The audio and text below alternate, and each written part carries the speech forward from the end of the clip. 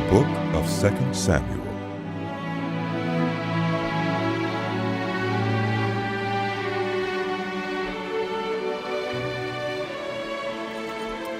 After the death of Saul, David returned from striking down the Amalekites and stayed in Ziklag 2 days.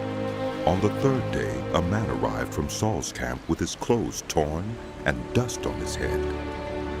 When he came to David, he fell to the ground to pay him honor. "Where have you come from?" David asked him. He answered, "I have escaped from the Israelite camp." "What happened?" David asked. "Tell me." "The men fled from the battle. He replied.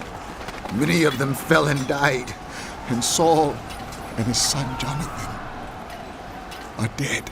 Then David said to the young man who brought him the report, "How do you know that Saul and his son Jonathan are dead?" "I happened to be on Mount Gilboa, the young man said. and there was Saul leaning on his spear with the chariots and their drivers in hot pursuit. When he turned around and saw me, he called out to me, and I said, 'What can I do?' He asked me, 'Who are you?' 'An Amalekite,' I answered. Then he said to me, 'Stand here by me and kill me.' I'm in the throes of death, but I'm still alive. So I stood beside him and killed him, because I knew that after he had fallen, he could not survive. And I took the crown that was on his head and the band on his arm, and have brought them here to my Lord." Then David and all the men with him took hold of their clothes and tore them. They mourned and wept and fasted till evening for Saul and his son Jonathan, and for the army of the Lord and the house of Israel, because they had fallen by the sword. David said to the young man who brought him the report, "Where are you from?" "I am the son of a foreigner, an Amalekite." he answered. David asked him, "Why weren't you afraid to lift your hand to destroy the Lord's anointed?" Then David called one of his men and said, "Go strike him down!"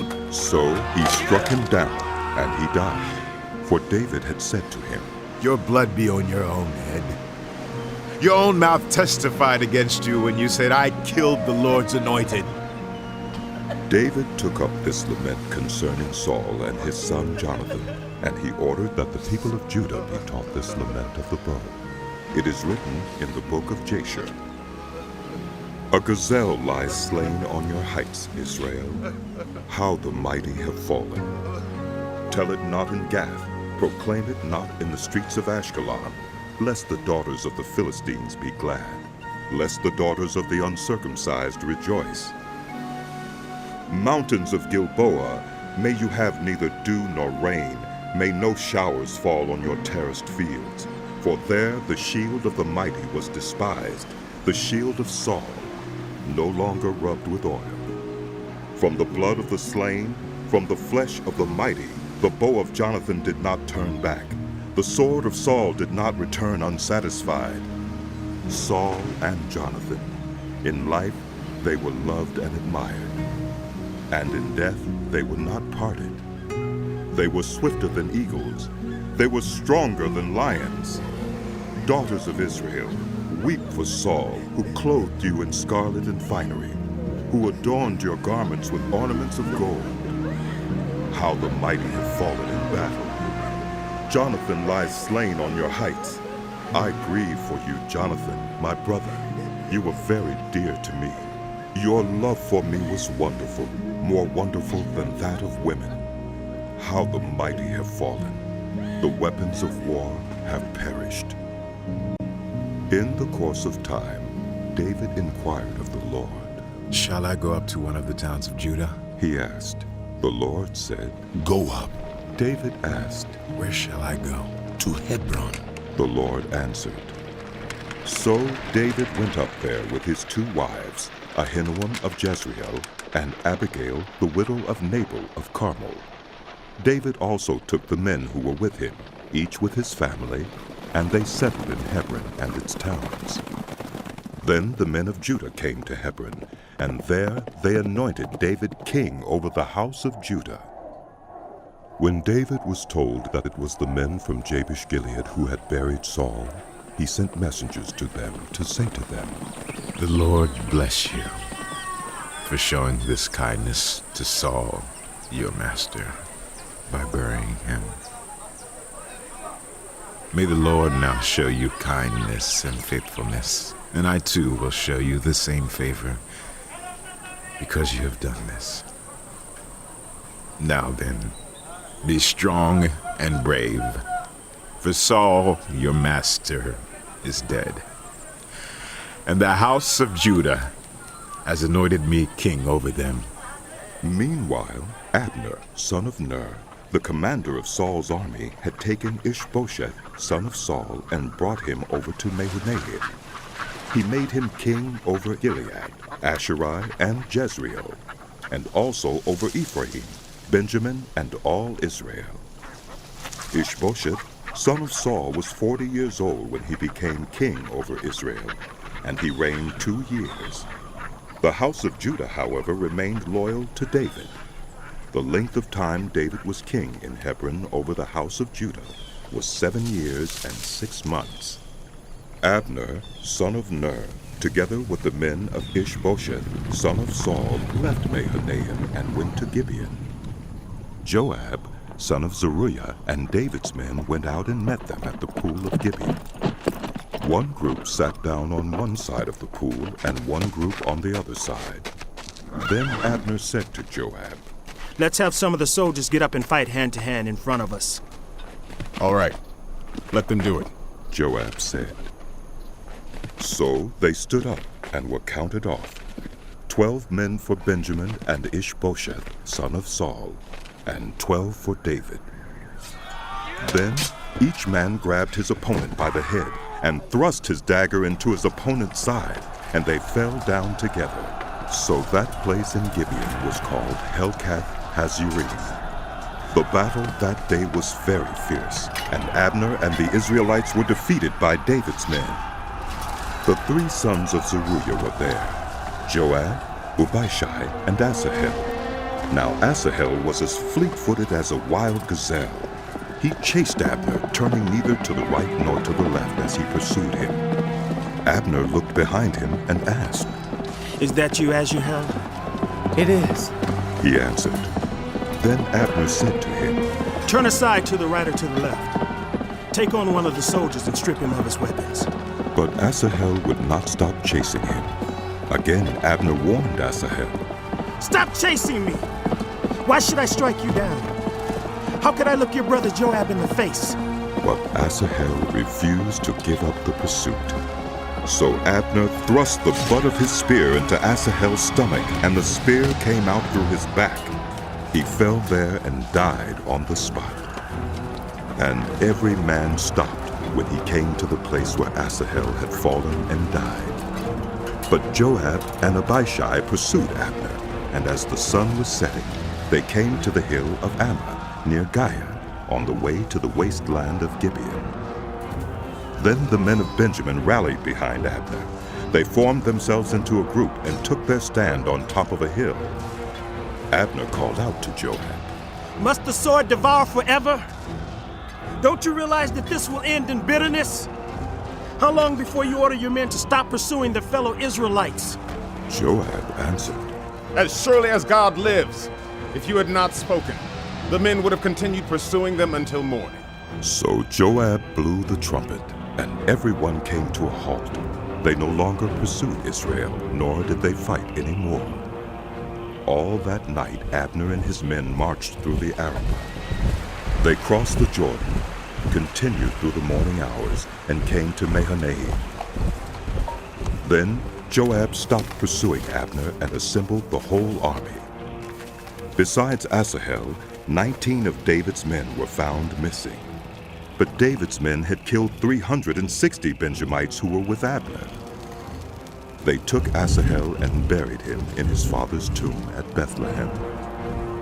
Then Joab and his men marched all night and arrived at Hebron by daybreak. The war between the house of Saul and the house of David lasted a long time. David grew stronger and stronger, while the house of Saul grew weaker and weaker. Sons were born to David in Hebron.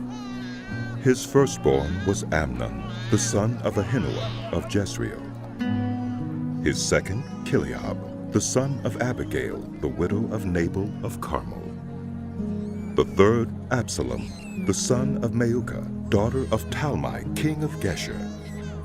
The fourth, Adonijah, the son of Haggith. The fifth, Shephatiah, the son of Abital. And the sixth, Ithream, the son of David's wife Eglah. These were born to David in Hebron.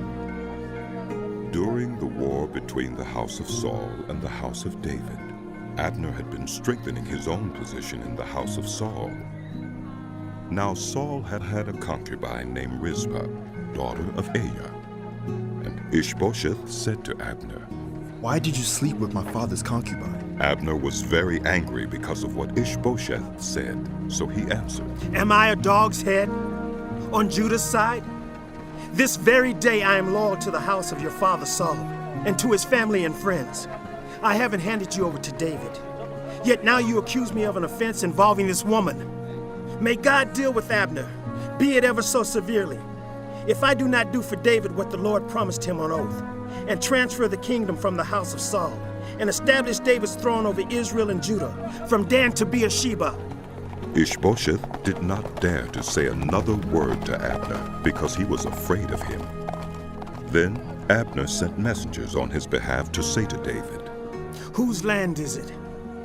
Make an agreement with me and I will help you bring all Israel over to you. Good. said David. I will make an agreement with you, but I demand one thing of you. Do not come into my presence unless you bring Michal, daughter of Saul, when you come to see me. Then David sent messengers to Ish-Bosheth, son of Saul, demanding, Give me my wife Michal, whom I betrothed to myself, for the price of 100 Philistine foreskins. So Ish-Bosheth gave orders and had her taken away from her husband Paltiel, son of Laish. Her husband, however, went with her, weeping behind her all the way to Buharam. Then Abner said to him, Go back home. So he went back. Abner conferred with the elders of Israel and said, For some time you have wanted to make David your king. Now do it. For the Lord promised David, By my servant David I will rescue my people Israel from the hand of the Philistines and from the hand of all their enemies. Abner also spoke to the Benjamites in person. Then he went to Hebron to tell David everything that Israel and the whole house of Benjamin wanted to do. When Abner, who had 20 men with him, came to David at Hebron, David prepared a feast for him and his men. Then Abner said to David, Let me go at once and assemble all Israel for my lord the king, so that they may make a covenant with you, and that you may rule over all that your heart desires. So David sent Abner away, and he went in peace. Just then David's men and Joab returned from a raid and brought with them a great deal of plunder. But Abner was no longer with David in Hebron, because David had sent him away, and he had gone in peace. When Joab and all the soldiers with him arrived, he was told that Abner, son of Ner, had come to the king, and that the king had sent him away, and that he had gone in peace. So Joab went to the king and said, What have you done? Look, Abner came to you.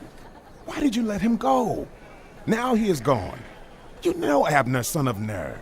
He came to deceive you and observe your movements and find out everything you are doing. Joab then left David and sent messengers after Abner, and they brought him back from the cistern at Sirah. But David did not know it.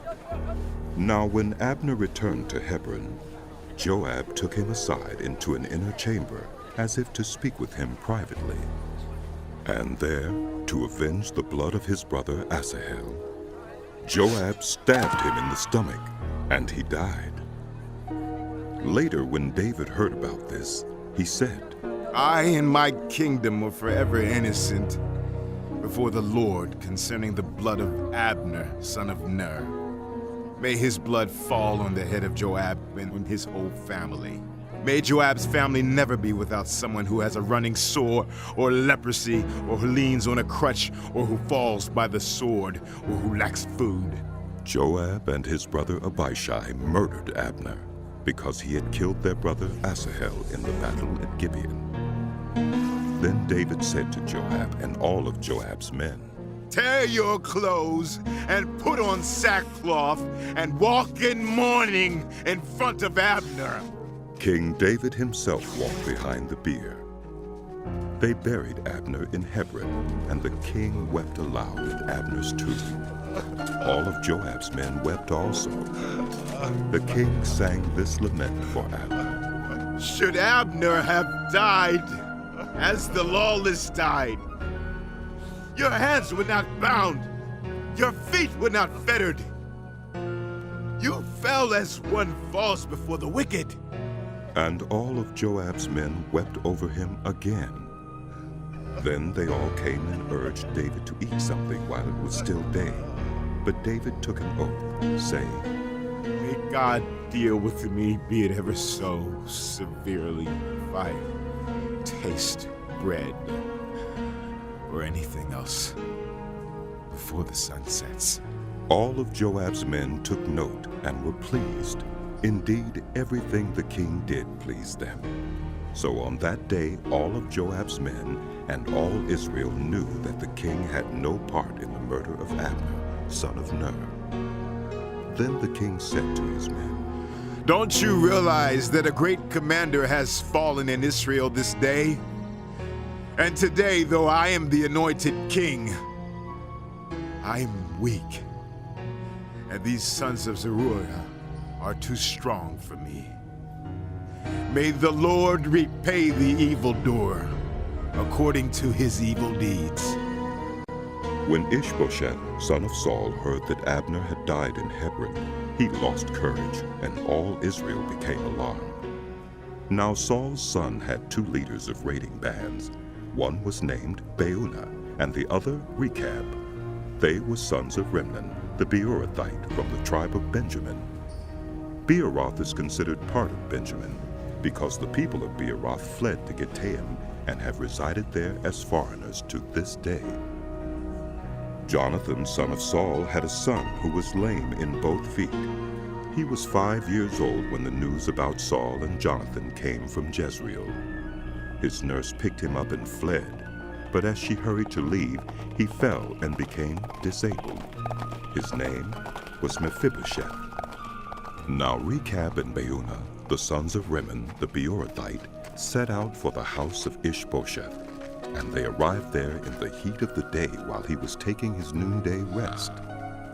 They went into the inner part of the house as if to get some wheat, and they stabbed him in the stomach. Then Rechab and his brother Baunah slipped away. They had gone into the house while he was lying on the bed in his bedroom. After they stabbed and killed him, they cut off his head. Taking it with them, they traveled all night by way of the Arabah.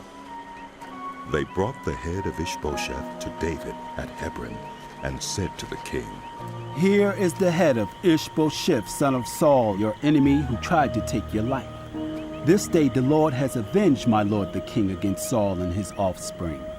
David answered Rechab and his brother Baunah, the sons of Rimmon the Beerothite, As surely as the Lord lives, who has delivered me out of every trouble. When someone told me Saul is dead and thought he was bringing good news, I seized him and put him to death in Ziklag. That was the reward I gave him for his news. How much more when wicked men have killed an innocent man in his own house and on his own bed? Should I not now demand his blood from your hand and rid the earth of you? So David gave an order to his men, and they killed them. They cut off their hands and feet and hung the bodies by the pool in Hebron. But they took the head of Ish-Bosheth and buried it in Abner's tomb at Hebron. All the tribes of Israel came to David at Hebron and said, We are your own flesh and blood. In the past, while Saul was king over us, you were the one who led Israel on their military campaigns. And the Lord said to you, You will shepherd my people Israel, and you will become their ruler. When all the elders of Israel had come to King David at Hebron, the king made a covenant with them at Hebron before the Lord, and they anointed David king over Israel. David was 30 years old when he became king, and he reigned 40 years. In Hebron he reigned over Judah 7 years and 6 months, and in Jerusalem he reigned over all Israel and Judah 33 years. The king and his men marched to Jerusalem to attack the Jebusites who lived there. The Jebusites said to David, You will not get in here. Even the blind and the lame can ward you off. They thought. David cannot get in here. Nevertheless, David captured the fortress of Zion, which is the city of David. On that day, David had said, Anyone who conquers the Jebusites will have to use the water shaft to reach those lame and blind who are David's enemies.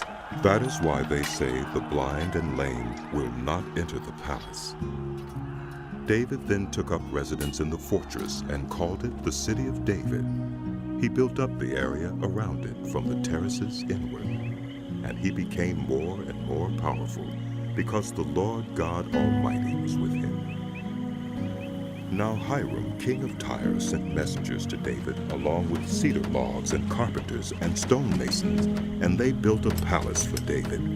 And David knew that the Lord had established him as king over Israel and had exalted his kingdom for the sake of his people Israel.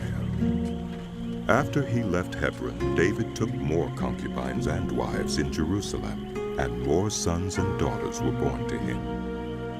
These are the names of the children born to him there: Shemua, Shobab, Nathan, Solomon, Ibhar, Elishua, Nepheg, Japhiah, Elishama, Eliada, and Eliphalet.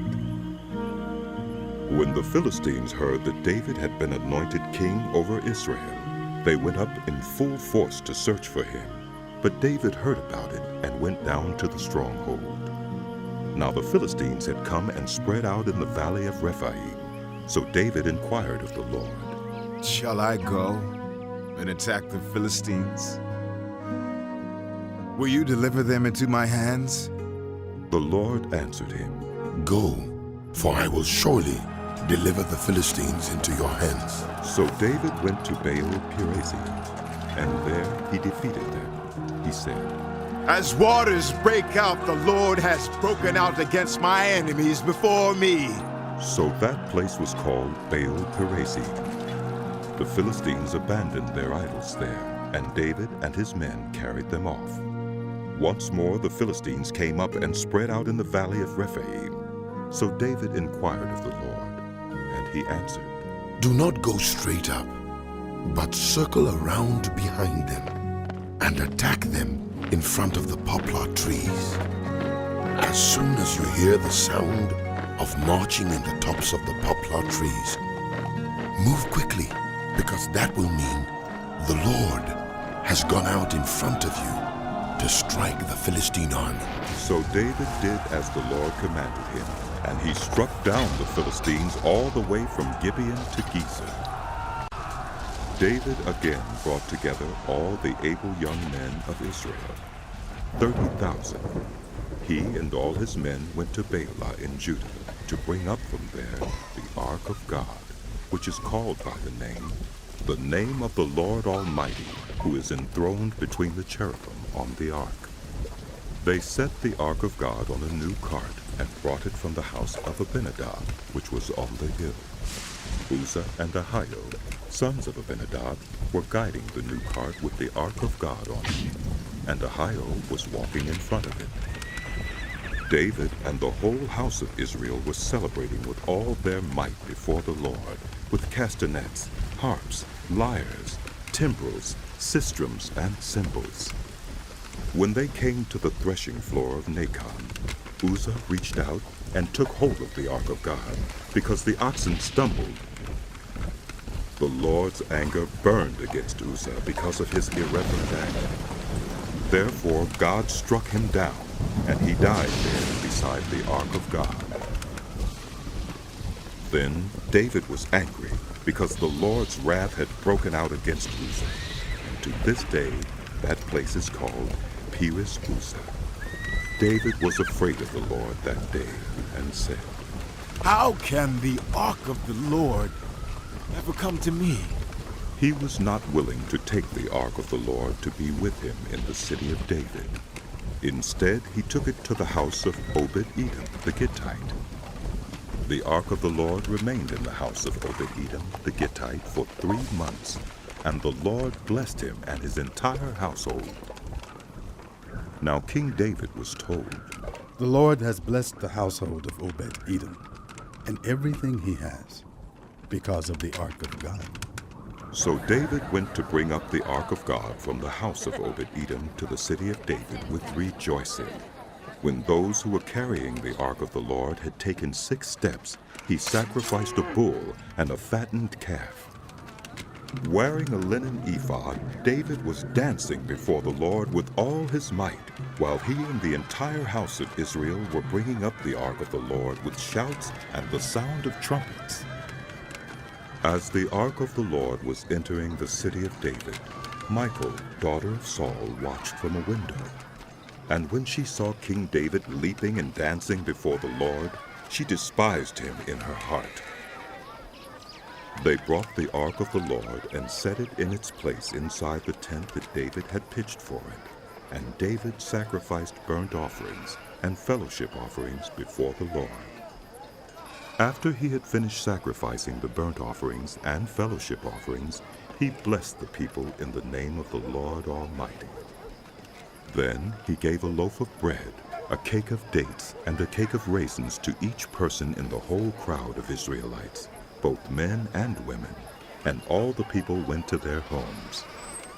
When David returned home to bless his household, Michal, daughter of Saul, came out to meet him and said, How the king of Israel has distinguished himself today, going around half naked in full view of the slave girls of his servants as any vulgar fellow would. David said to Michal, It was before the Lord, who chose me rather than your father or anyone from his house when he appointed me ruler over the Lord's people Israel. And I will celebrate before the Lord. I will become even more undignified than this, and I will be humiliated in my own eyes. But by these slave girls you spoke of, I will be held in honor. And Michal, daughter of Saul, had no children to the day of her death. After the king was settled in his palace, and the Lord had given him rest from all his enemies around him, he said to Nathan the prophet, Here I am, living in a house of cedar, while the ark of God remains in a tent. Nathan replied to the king, Whatever you have in mind, go ahead and do it, for the Lord is with you. But that night the word of the Lord came to Nathan, saying, Go and tell my servant David, this is what the Lord says. Are you the one to build me a house to dwell in? I have not dwelt in a house from the day I brought the Israelites up out of Egypt to this day. I have been moving from place to place with a tent as my dwelling. Wherever I have moved with all the Israelites, did I ever say to any of their rulers, whom I commanded to shepherd my people Israel, why have you not built me a house of cedar? Now then, tell my servant David, this is what the Lord Almighty says. I took you from the pasture, from tending the flock, and appointed you ruler over my people Israel. I have been with you wherever you have gone, and I have cut off all your enemies from before you. Now I will make your name great, like the names of the greatest men on earth. And I will provide a place for my people Israel, and will plant them so that they can have a home of their own and no longer be disturbed. Wicked people will not oppress them anymore, as they did at the beginning and have done ever since the time I appointed leaders over my people Israel. I will also give you rest from all your enemies. The Lord declares to you that the Lord himself will establish a house for you. When your days are over and you rest with your ancestors, I will raise up your offspring to succeed you, who will come from your own body, and I will establish his kingdom. He is the one who will build a house for my name, and I will establish the throne of his kingdom forever. I will be his father, and he will be my son. When he does wrong, I will punish him with a rod wielded by human beings, with floggings inflicted by human hands. But my love will never be taken away from him, as I took it away from Saul, whom I removed from before you. Your house and your kingdom will endure forever before me. Your throne will be established forever. Nathan reported to David all the words of this entire revelation. Then King David went in and sat before the Lord, and he said, Who am I, sovereign Lord? And what is my family, that you have brought me this far? And as if this were not enough in your sight, sovereign Lord, you have also spoken about the future of the house of your servant. And this decree, sovereign Lord, is for a human being? What more can David say to you? For you know your servant, sovereign Lord. For the sake of your word and according to your will, you have done this great thing and made it known to your servant. How great you are, sovereign Lord. There is no one like you, and there is no God but you, as we have heard with our own ears. And who is like your people Israel, the one nation on earth that God went out to redeem as a people for himself, and to make a name for himself, and to perform great and awesome wonders by driving out nations and their gods from before your people, whom you redeemed from Egypt? You have established your people Israel as your very own forever, and you, Lord, have become their God. And now, Lord God, keep forever the promise you have made concerning your servant and his house.